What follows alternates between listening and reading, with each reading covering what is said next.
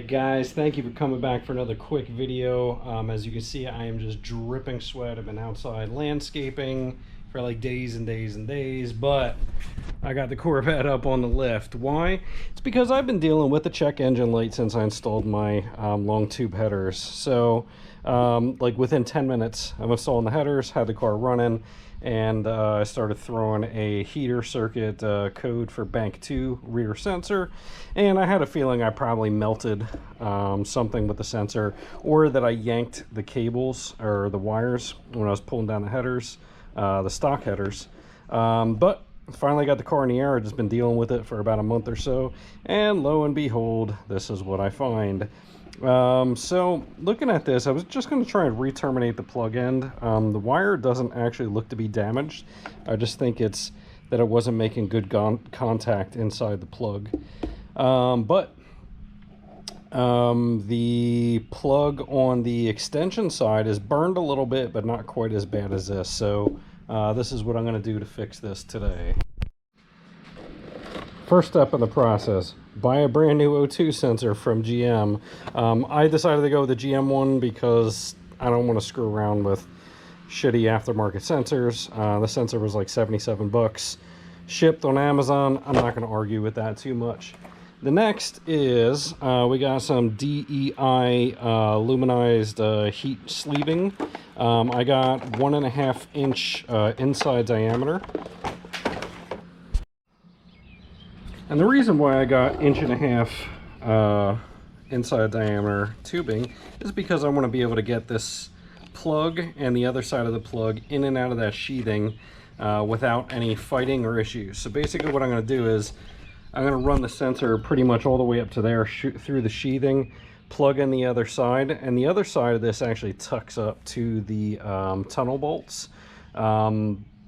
But it was like 5 inches back, 6 inches back, something like that. So it just allowed just enough slack for the sensor, or for the plug, to hang down on the header.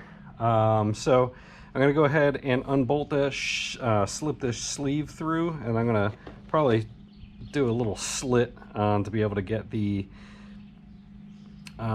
tab through to be able to bolt it back up to the tunnel. So let me go ahead and get squared away, and I'll be back in a minute.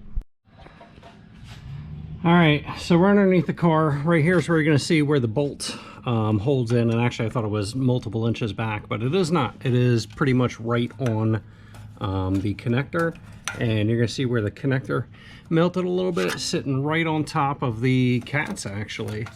And then right here is where the sensors go. So you're going to see this one, this side sat on it just a little bit too. Again, not enough to cause any damage, but enough that it's going to be a pain in my ass later. So I'm going to take both of these down.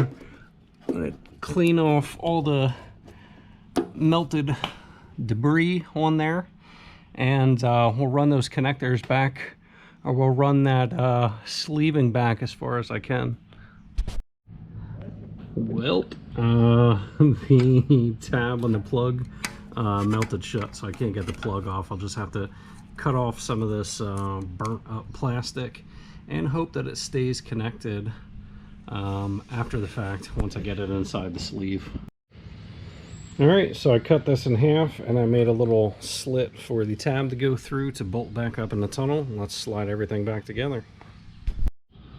Alright, and just like that, the passenger side is done. You can see we have a little bit of gap up in there, but even if it does touch, this stuff should keep it from melting. I may see if I can get to a back bolt here and try and screw that in potentially to keep it from flapping, but it should probably stay still pretty good. When in doubt, pick it out. I just shoved the pick up there and poked the hole. We're going to run this last bolt through to kind of just hold it up in place so it doesn't flop. Alright, second one going up. Basically what I do is I'll just plug in the sensor up here and slide the sensor all the way down. I'll feel for the tab, cut it out with a little razor blade, and then I'll fish the sensor up, screw it in, and then I'll bolt in the sheathing. Alright, so my plan didn't work because it gets a little tight there with the second sensor and trying to twist it around without twisting the wires. So I just pulled the sheathing back and then unclipped. I'm gonna screw the sensor on, run it back through, and then pull the sheathing back down and screw it into place. Alright, easy peasy lemon squeezy. Not really, because it was kind of hard. These cats really get in the way, so they're at the most inopportune place, but we got it done. It's decently neat, so we'll get the car down and start it up, and fingers crossed code goes away and I don't burn through another sensor like immediately.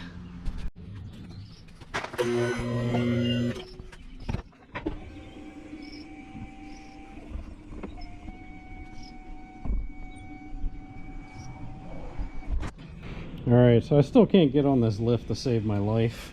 I'm like 3 inches off the edge over here on this side, but you know, it worked, but it's not the best. Let me go ahead and start up the car and clear the code and see if we're good. Well, that didn't work as expected. I go and clear the codes and the same code comes back. What the fuck? Unless that other harness got damaged, but the extension harness, but I don't think it did. So I don't know. I'm tempted just to get the car tuned and just shut off the back sensors, because I gotta get the thing inspected like in the next 2 weeks. You know, I got a couple weeks to get this thing inspected. I don't know what I'm gonna do. Let me get under and look at it again. So apparently Pete is stupid, which is debatable sometimes, or Pete is suffering from Alzheimer's, early onset Alzheimer's, or I've just been working on Fords for too long. So I figured out why my check engine light keeps on coming back on that sensor. Duh, I replaced the wrong sensor. I've been working on Fords for so long where bank 1 is the passenger side, bank 2 is the driver side. In GM world, that is different. Bank 1 is the driver side, bank 2 is the passenger side. So even though that sensor was burnt, and like I said, the wire wasn't bad, so I mean, that makes sense.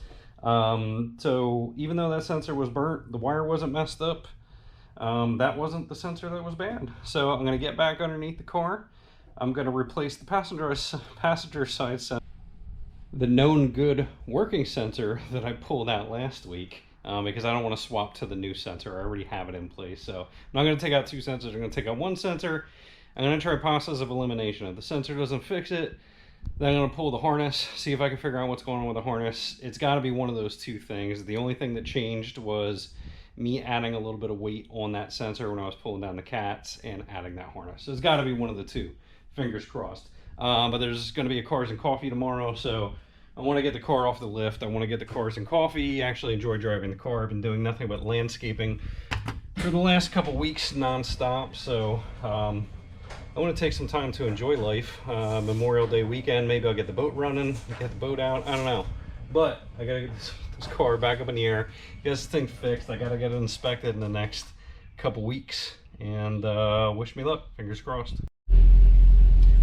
Alright, so both sensors are passing the test now. I think when I was doing this D3, oh yeah, but just went to failure, son of a bitch. It did pass a couple minutes ago, so it's gotta be with the harness, I guess. Let me shut the car off. I'm assuming there's a pending code. Yeah, it's probably gonna do it again. Start it back up. Code's probably going to come back up.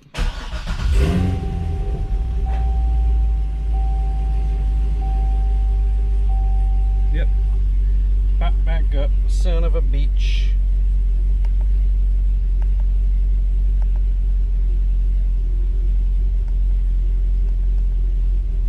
Alright, well fuck me. Maybe the harness is bad? I don't know. I'm going to have to do some diagnosis now. I've come to a conclusion. I am not going to waste time troubleshooting secondary O2 sensors. I really did not want to pay to get the car tuned right now because it doesn't need to be tuned. I held off for long tubes for so long trying to find the right deal to get a catted X pipe to avoid having to tune the car, dealing with check engine lights because of the cats, just screwing around in general with the sensors. I didn't want to do that, but it's just money, right? So I'm just going to swap the sensors back to the way they were, and I'm just going to take it to a tuner in the next couple weeks, and I'm just going to shut the fucking things off, because I am not about, out of all the things that I have to do, I am not going to waste time with secondary O2 sensors. That is not a valuable thing for me to waste time on. So I'm gonna get back under it again. Hopefully it's cooled off already, but I'm just gonna swap the sensors back. I'm just gonna drive the car until I can get in with the tuner, and I'll follow up with you guys. Alright, so I'm here at Maple Grove Automotive, getting the Corvette tuned and inspected today. I'm not expecting any kind of extravagant numbers, very basic bolt-on car, but I figured get a little bit of footage while I'm out and before I go to work today. So we'll get a few videos of the runs, and we'll add it to the video.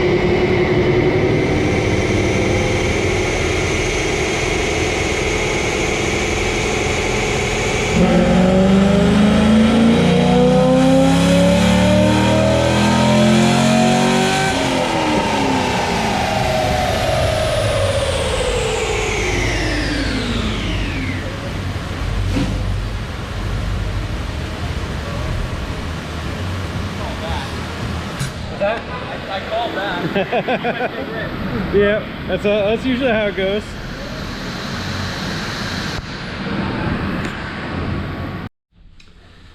All right, so I'm going to take this opportunity here to stop the video during the editing phase, and we're going to get into a very sensitive subject.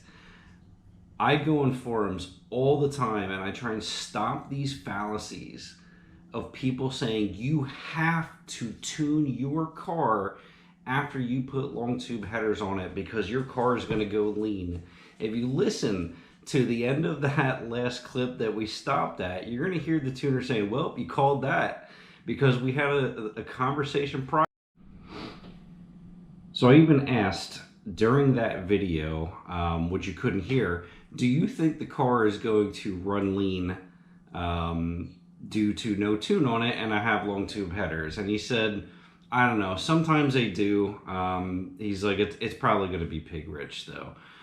So I kind of laughed and said, yeah, I have a really good gut feeling because I've done this a couple times. The car is going to be pig rich. And we're going to stop this internet fallacy, and I'm going to show you guys facts that you do not indeed run lean from putting long tube headers on your car. Your car has no idea what kind of exhaust you have on it. The exhaust path has nothing to do with your fueling. Your fueling is done before the exhaust path. So I want to stop this, and I'm going to show you proof with this first dyno graph I'm going to do as an overlay. The very first pull, now he only did it to like $5 grand or so, 5,200, something like that, because he wasn't sure. You know, he wants to play it safe, obviously, for his insurance purposes. But you're going to see very clearly that the air-to-fuel ratio is 11.28 under full wide open throttle load. So stop with telling people you need to tune your car. When I say you don't need to tune your car, stop telling me I am a hack. I'm telling people to blow up their cars. I shouldn't be working on cars, all these things, because this is a perfect example of where Pete is right and you are wrong. You read the internet, I go for facts off of experience. So this is a perfect example, and I wanted to add this little kicker in there because I'm tired of you guys giving me shit on Corvette forums and all these other forums, GT500 forums, and every other forum that I'm a part of, that you guys want to argue with me, and you have zero experience, and I've had like 100 cars that I've had tuned, and I've done a little bit of tuning myself. So perfect example. Let's get back to the clip.